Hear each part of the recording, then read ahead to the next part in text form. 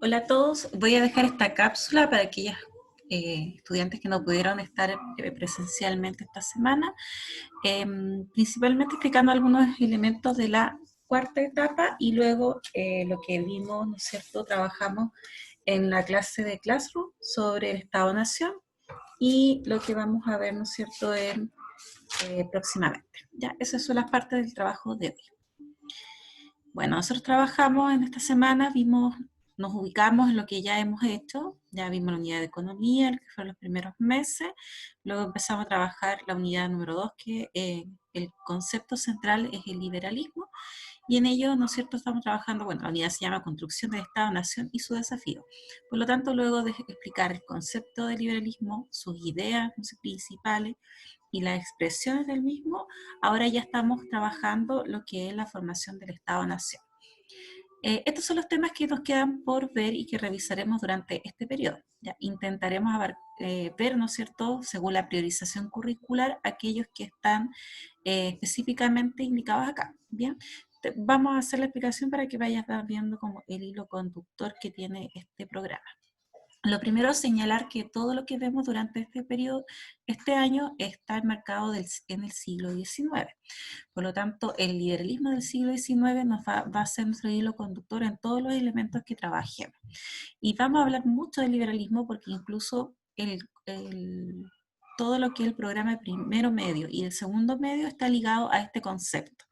Primero medio es todo lo que es el liberalismo en sí mismo, cómo surge durante el siglo XIX e influye en todos los ámbitos, ¿no es cierto?, sociales, políticos, económicos y culturales.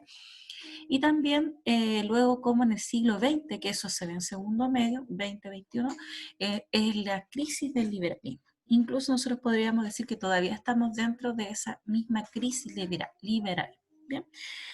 Acá tenemos los grandes temas. Primero está la formación del Estado-Nación, que ya empezamos la semana 1 viendo en Classroom un material, ¿no es cierto?, que tú tuviste que trabajar, sobre todo para conocer la definición de lo que es el Estado-Nación. ¿Ya? Importante entender qué es una nación, qué es un Estado, para poder entender cómo se van formando ambos, ¿ya?, en este proceso.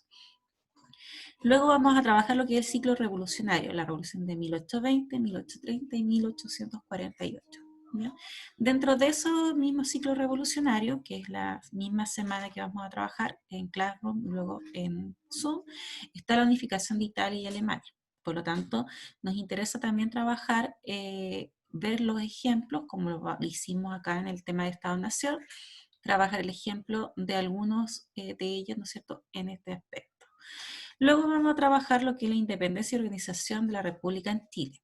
¿Por qué entre paréntesis historia de Chile? Porque aquí todo lo que sucede en el siglo XIX en Europa y América lo vamos a trasladar también al contexto chileno. ¿Ya? La influencia de las ideas liberales se van a ver muy presente en lo que es la independencia en nuestro territorio, y por eso es importante revisar ya toda la influencia del liberalismo en europeo y en el caso nuestro en Chile. También dentro de la Organización de la República de Chile se da este debate y encontramos también ahí las propuestas de liberales que van a ir organizando, ¿no es cierto?, el debate de cómo queremos este país, ¿ya? Incluso vamos a trabajar mucho mirando lo que pasa hoy día también con la Constitución, ¿no es cierto?, esta reforma a la Constitución que se quiere realizar, porque la idea de país es una idea que está presente obviamente en el inicio, pero actualmente en el proceso también. Bueno, dentro de la priorización no se ve lo que es la revolución industrial, es una unidad completa dentro del programa de primero medio, pero vamos solamente a hacer referencia para entender este contexto y luego ir a lo que es las consecuencias sociales con la cuestión social, ¿no es cierto?, tanto en Europa como en Chile, porque es producto de esta revolución industrial. Con ello también vamos a ver la respuesta a esta cuestión social, que es un gran tema que pasa en Chile durante el siglo XIX. Finalmente vamos a volver a mirar lo que es nacionalismo e imperialismo, como también expresiones del liberalismo en sí, porque estos van a ser las últimas dos temáticas que nos van a ayudar a mirar también, darle el hilo conductor al último tema que tiene que ver con la Primera Guerra Mundial. Primero medio termina con la Primera Guerra Mundial, pero en este caso, en la priorización curricular propone ese tema como un nivel 2. Nosotros estamos en el nivel 1. ¿Ya? Si nosotros alcanzamos a revisar la Primera Guerra Mundial, va a ser un tema que vamos a poder trabajar. Si no, tendría que ser algo que ya dentro del año 2020-2021, según esta priorización, se tendría que ver. Bien. Eso en cuanto a lo que veremos. Ya está pensado principalmente en el contexto del siglo XIX, en Europa y en Chile, sobre todo mirando la influencia de este liberalismo que ya estamos trabajando, cómo eso va generando la formación del Estado-Nación, los nacionalismos e incluso las organizaciones políticas que se van a dar en este periodo. Bien. Bueno, también queríamos comentar, y lo revisamos durante la sesión de esta semana, en lo que son las evaluaciones. Esta cuarta etapa trae la evaluación como nota sumativa, por lo tanto queremos que tú también tengas muy claro cómo se va a trabajar esto en este periodo en historia. ¿Ya? Historia va a tener que contar con 2 notas. ¿Ya? Y las notas van a consistir en lo siguiente. La nota 1 va a ser aquí principalmente una investigación que va a valer el 50%, un quiz que va a valer un 30% y una autoevaluación que va a valer un 20%. Esto sumado, los porcentajes, nos va a dar una nota número 1. Esto va a ser realizado en la semana 5, en la semana que corresponde a Classroom, que es la fecha 19 de octubre. ¿Por qué aparece aquí la semana 4? Porque la semana 4 vamos a explicar de qué trata, ¿no es cierto?, este trabajo, para que quede totalmente claro qué es lo que tienes que hacer y cómo se te va a evaluar. ¿Ya? Solamente se menciona para que tú sepas que eh, va a haber una preparación, ¿no es cierto?, hacia la evaluación. La nota 2 es similar, es igual, ¿no es cierto?, en la estructura. La semana 9 va a ser para preparar, socializar qué es lo que hay que hacer y la rúbrica que es muy similar a la que vamos a tener anteriormente. Y en la semana 10 que corresponde a Classroom, el 23 de noviembre, vamos a ver la investigación, tienes que ir a trabajar tu investigación que vale un 50%, realizar un quiz que vale el 30% y la autoevaluación que vale un 20%. Esto en general va a sumar la nota 2. ¿Por qué hay varios aspectos? Porque la idea es que cada una de estas sea una oportunidad de evaluación para que tú puedas ir superando, ¿no es cierto?, y teniendo buenos resultados. Y obviamente lo que todos queremos es que apruebes este año, ¿ya? Y sobre todo aprobar en la asignatura de historia.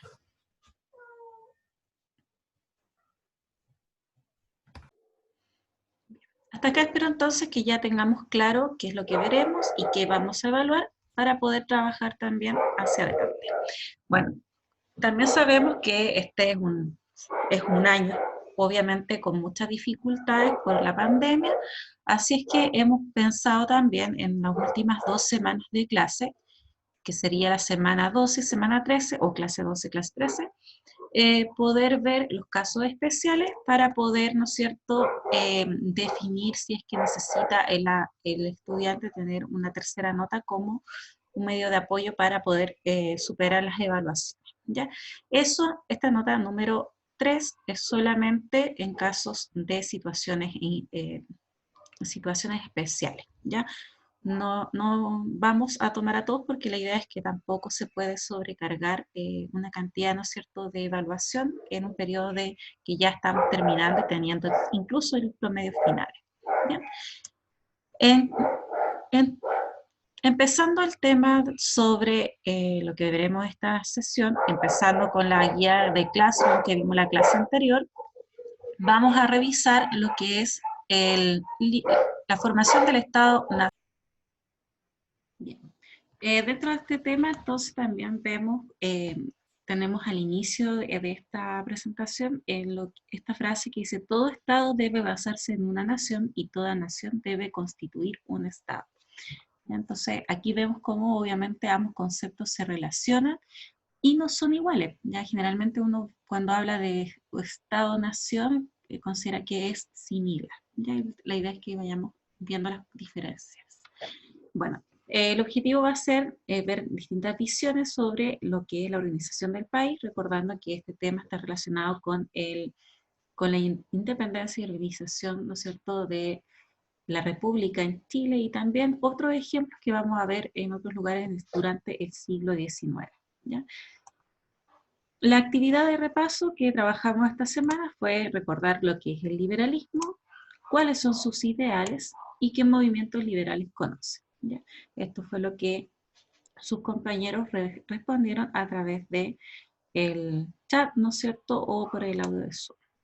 Bueno, para recordar, el liberalismo es una doctrina política o una ideología también política, entendiendo que una doctrina es un conjunto de ideas que se plantean en el ámbito político, en el ámbito económico y en el ámbito social, y que defiende a ultranza la libertad. ¿Qué significa ultranza? Que el fin principal del liberalismo es la libertad individual y rechazar de plano la intervención del Estado en asuntos civiles. ¿Ya?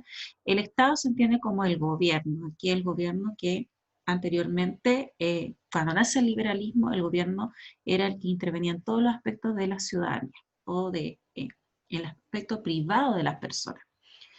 Se clasifica en distintos ámbitos. Está el liberalismo económico, el liberalismo social, el liberalismo político y podríamos también sumar a esto el liberalismo cultural.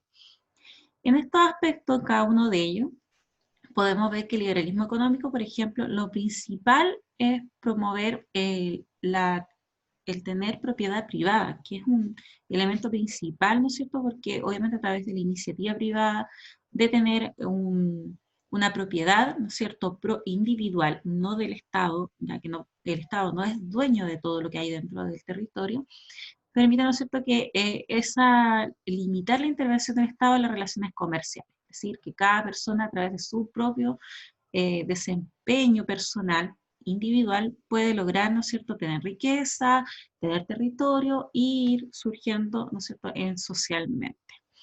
También ayuda a reducir los impuestos dentro del territorio, porque así cada uno que es dueño de una propiedad paga impuestos según lo que corresponde y no son todos iguales, ¿no es cierto? Y el Estado no debe, ¿no es cierto?, cobrar impuesto superior a lo que son las riquezas de cada persona. ¿Ya?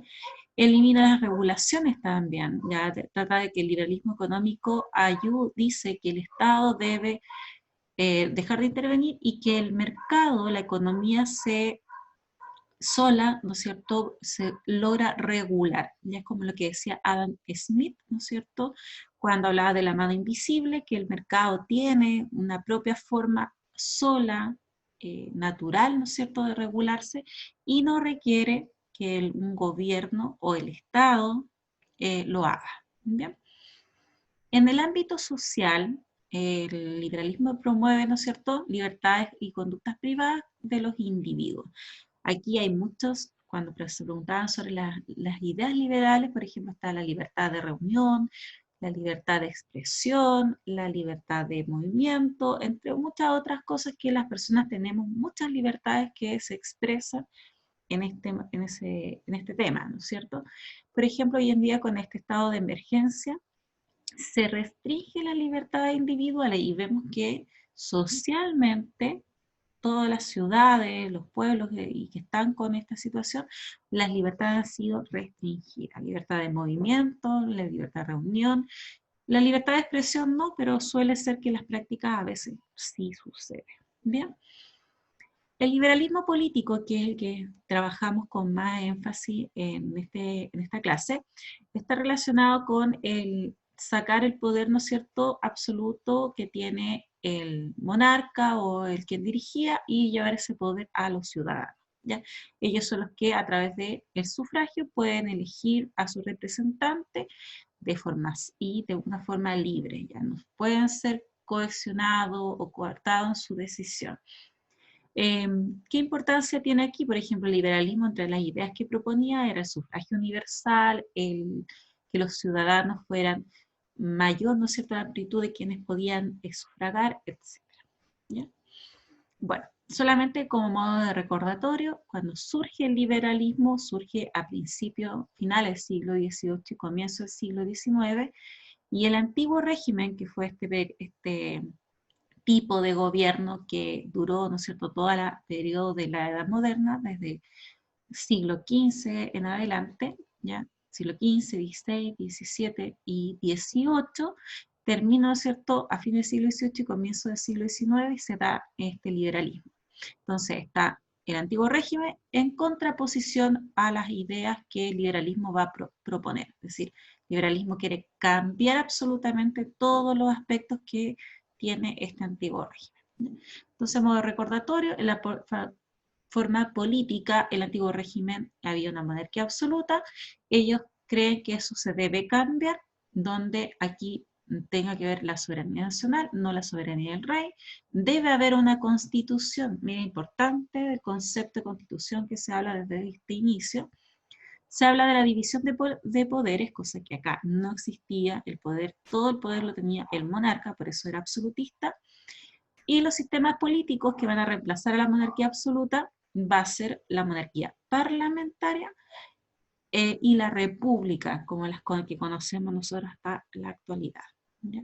También estaba la otra monarquía, que eran las monarquías constitucionales, que también fue un cambio, ¿no es cierto?, en el sistema que entre esta y esta. En el ámbito social, acá aparecía la sociedad estamental, que era una sociedad muy rígida, que no tenía, no se podía, ¿no es cierto?, ascender socialmente, sino que eso estaba determinado desde el nacimiento. Los liberalistas, la corriente liberal propone que eso debe cambiar, dejar de ser estamental y pasar a llamarse sociedad de clases, que es lo que conocemos hasta ahora, y la división debe ser según su riqueza, que es lo que conocemos como clase alta, clase media, clase baja, etc. ¿Bien? Todo esto, ¿no es cierto?, en contraposición a lo que había en este aspecto anterior. En lo demográfico, muy similar, acá obviamente se busca que aumente la natalidad y descender la mortalidad. Acá había mucha mortalidad y mucha mortalidad también en los nacidos. Ya no había una preocupación por la infancia. Y el crecimiento era muy poco, en cambio acá el crecimiento es elevado. La población aumenta al tener, el liberalista, ¿no es cierto?, propone que hay que proteger, ¿no es cierto?, la población, lo más importante dentro de un Estado. Y en la parte económica, totalmente contrario, ¿no es cierto?, porque acá la economía es muy rural, muy agraria, se basa todavía en el dominio de la tierra. En el cambio acá hay el mercantilismo, que es un medio de acumulación de riquezas de oro y plata, pero no promueve una riqueza a la nación más allá que al que tenía el poder, que era el rey. En cambio, el liberalista propone un liberalismo económico que es basado, ¿no es cierto?, en el individuo, que ellos a través de su riqueza y de su propia forma de poder obtener esa riqueza pueda ir elevándose incluso socialmente. ¿Ya? Aquí vemos entonces ese gran paso y gran cambio que trae el liberalismo del siglo XIX. Bueno, el liberalismo, como hablábamos, también en el ámbito político y social va a generar va a ser, ¿no es cierto?, una de las que va a difundir desde el inicio el concepto de la nación. ¿Ya? Si podríamos hablar de la diferencia entre Estado-nación, en la nación siempre va a tener una connotación respecto a los ciudadanos, a las personas que viven dentro de un territorio. Incluso hay elementos que van a hacer que esas personas se sientan parte de ese territorio. ¿Ya? Lo vamos a ver en más detalle con los conceptos. Bueno, del concepto de nación también aparece una expresión liberal que está relacionada con la nación y con lo que se conoce como nacionalismo. Muy importante entender que el nacionalismo va a ser una de las raíces, pero muy, muy lejanas de lo que va a suceder en el periodo posterior, ¿no es cierto?, con la Primera Guerra Mundial y la Segunda Guerra Mundial. ¿Ya? Los nacionalismos en este momento están recién surgiendo símbolos como de identidad, como las banderas, como los uniformes, como otros elementos que van a dar como este paso al nacionalismo. Bueno, pero vamos a mirar el nacionalismo del siglo XIX antes que mirar lo del siglo XX. ¿Bien? En el siglo XIX este nacionalismo va a tener dos puntos de vista. Uno fue, o dos formas, como dice acá, uno fue los movimientos de división, como en el caso de países que se independizaron de otros. Y por eso nos interesa ver el caso de Grecia, ¿ya? Que se independiza del Imperio Otomano.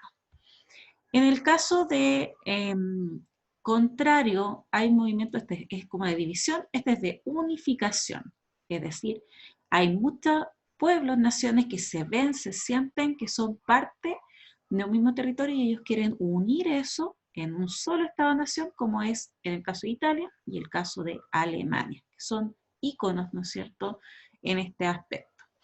Chile se podría decir que tiene un movimiento de división, porque Chile quiere separarse del Imperio Español, que es el que tenía, ¿no es cierto?, la colonia en nuestro territorio. Por lo tanto, Chile corresponde a un movimiento de división y otros movimientos de unificación. ¿Ya? Bien, pasamos, ¿cierto?, a otras cosas, esto es muy breve, algunos problemas que surgen a través de la idea de nación o del nacionalismo van a ser dos aspectos. Uno que son la justificación de la expansión, es decir, cuando ya empiezan estas naciones a sentirse parte de, creen que también tienen el derecho a tomar más territorio del que ya tienen y empieza este expansionismo. Eso puede ser un problema, ¿no es cierto?, de este nacionalismo, porque va a tomar, ¿no es cierto?, otros territorios que no le corresponden. A la vez, también pueden surgir problemas de otros elementos, como por ejemplo las demandas de autonomía. ¿Ya? Pongamos en el caso actual, Chile, por ejemplo, tiene problemas con las autonomías que quieren pueblos como el pueblo mapuche, en este caso, que el pueblo mapuche, además del tema de la represión política militar que hay en el territorio, ellos demandan, siempre han demandado tener autonomía, ser un propio Estado dentro del Estado Chile. Y ese, ¿no es cierto?, para el Estado nacional nuestro es un problema desde el punto de vista político. ¿Ya? Obviamente esas demandas a veces han ganado apoyo, otras veces han tenido un total rechazo. Actualmente, por ejemplo, hay muchas personas que están eh, muy ligadas, ¿no es cierto?, o muy cercanas a estas demandas y que las consideran justas. Por lo tanto, en el ámbito social son más proclives a ser aceptadas que en el ámbito político. Bueno, a ustedes les correspondía hacer una pequeña investigación de lo que era la independencia de Grecia, como para realizar, ¿no es cierto?, y revisar de qué se trata. Solamente un resumen muy breve, porque esto se habló más que nada en clase, y si tú tienes dudas, tienes que hacer tu investigación. Bueno, la independencia de Grecia es parte, si podemos partir de Grecia hablando como nación, ellos tuvieron una historia cultural muy importante en el periodo de la antigüedad, ¿ya?, y luego en el periodo de la Edad Media. Pero al final de ese periodo medieval, en siglo XV e inicio de la época moderna, Grecia es tomada por el Imperio Otomano. ¿Ya? En el caso, Grecia no se le llamaba solamente Grecia, sino que se llama Imperio Bizantino, y es tomado por el Imperio Otomano un hecho tan trascendental que marca el fin de un periodo y el comienzo de otro. Los griegos entonces consideraban que ellos tenían una historia muy importante y que en este momento, durante el siglo XV, siglo XVI, y ahora también entrando al siglo XVII, XVIII y entrando al siglo XIX, todo este tiempo en el cual los griegos fueron tomados, ¿no es cierto?, por el Imperio Otomano, ellos, ¿no es cierto?, no fueron capaces de defenderlo o de haberse separado. ¿Ya? Cuando las ideas liberales toman el pensamiento de aquellos griegos que añoraban ser independientes, empieza, ¿no es cierto?, este proceso de independencia que es un ícono porque va a ser uno de los más exitosos a pesar de que los países que apoyaron a Grecia para poder lograr su independencia realmente querían tener poder, ¿no es cierto?, político y en ese mismo territorio por la importancia que tiene Grecia al ser un punto estratégico entre Europa, África y Asia. Bueno, en definitiva, Grecia logra la independencia, se separa del Imperio Otomano a pesar de todo lo difícil que fue esa guerra, e incluso los conflictos internos entre los griegos, porque tampoco tenían entre ellos una claridad de qué tipo de nación querían, pero sí sabían que querían independizarse.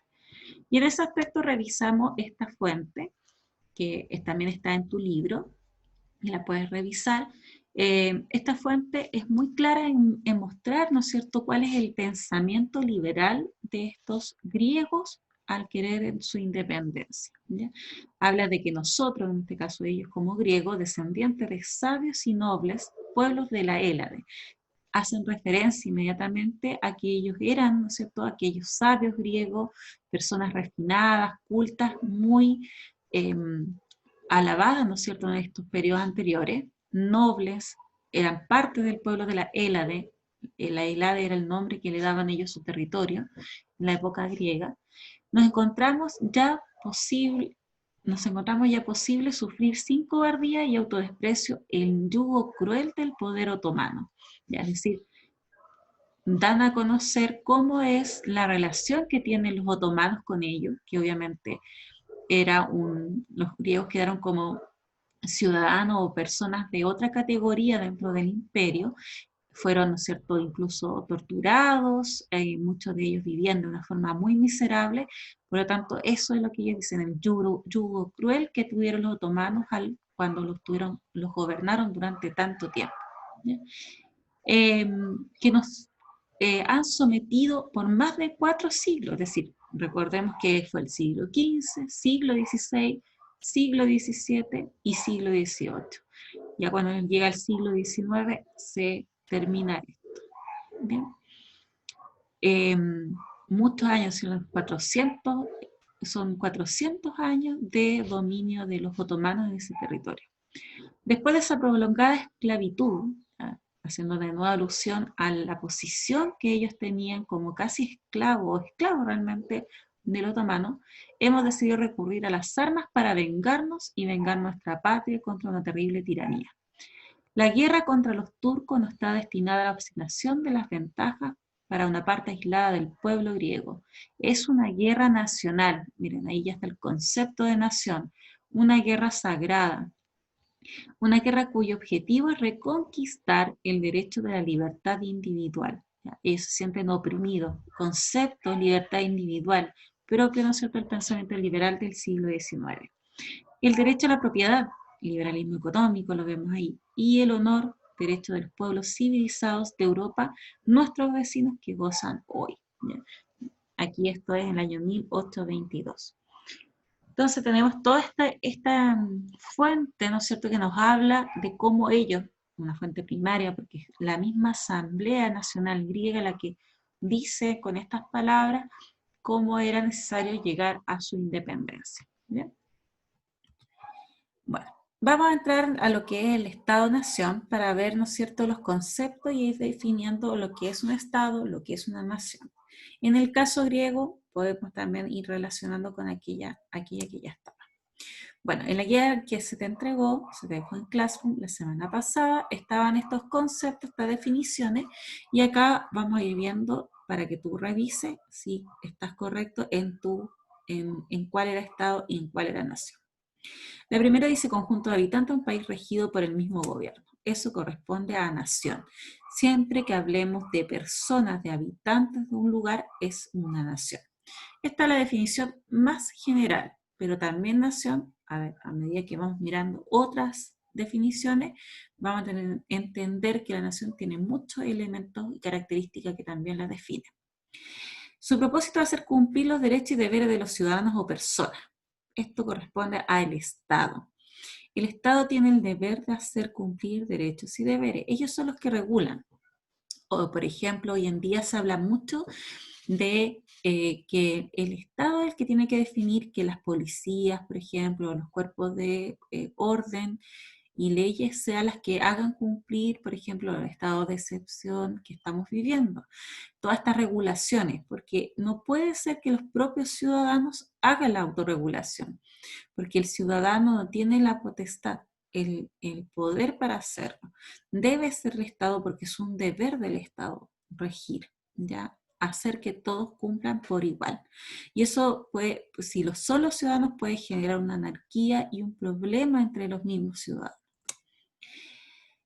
Otros conceptos se componen de 4 elementos fundamentales que son población, territorio, la soberanía y, un conjunto de normas. Eso se define como Estado. Aquí vemos claramente los elementos que componen el Estado. ¿Bien?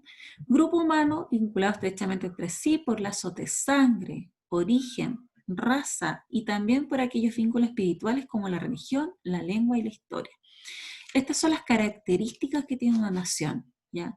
Sentirse parte de un origen común. Es como los griegos, ellos sentían parte de un origen común, tenían una historia común, hablaban el mismo idioma, tenían la misma religión, se sentían parte de ser un mismo grupo étnico, una misma raza.